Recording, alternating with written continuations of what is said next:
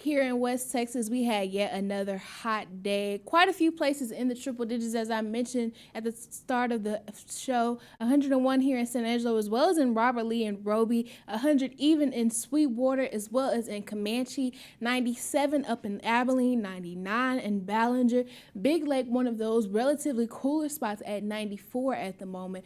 But tonight is going to be another warmer than average night. We're seeing those warmer than average highs. So it's only fair that we see warmer than average lows. Overnight lows going to be in the mid 70s across West Texas. We're going to get down to 75 in both San Angelo and Abilene. Sterling City could be a cooler spot, getting down to 73, but then Breckenridge and Eastland could be some warmer spots, only getting down to 77 degrees under mostly clear skies. The next few days, we are going to continue to see the triple digit heat. The long-term forecast has not really changed much on that regard. We're going to be seeing a bit of a warming trend going into the weekend before we start slowly getting back down close to 100 even with some possibilities of getting back down into the upper 90s by this time next week.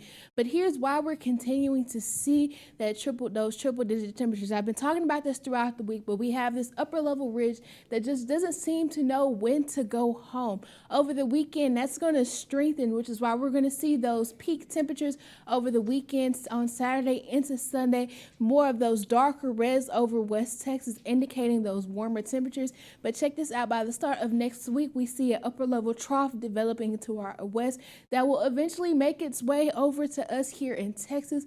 Could possibly help bring chance for a cool down that we're very much looking for, because we've been seeing those above average temperatures for so long. But the Climate Prediction Center is not as hopeful. They are forecasting over the next 6 to 10 days above average temperatures here in West Texas and below average precipitation. So we're going to be still tracking that trend of above average temperatures, sunny skies, and no rain in sight.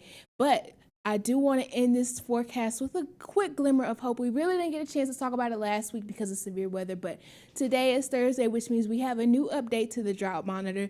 The big things to notice here is we saw a decrease in everything from severe drought to extreme drought and exceptional drought, but we saw an increase in abnormally dry conditions, especially here in the Concho Valley. That's a good thing though, because that means things are moving in the right direction. We still are dry, but things are becoming progressively not as dry to prompt so many back-to-back fire weather concerns. But closing this out with the 7-day here in San Angelo, all 7 days sunny to mostly sunny skies, temperatures in the triple digits at least through the middle part of next week. Then we'll start to get down into the upper 90s. Up in Abilene, mostly sunny skies throughout the work week. Before we start looking at this time next week, we could possibly start seeing rain chances come back into the picture as temperatures start to decline back into the upper 90s, keeping our fingers crossed that it'll hold true until this time next week. But for now, we'll be keeping an eye on that.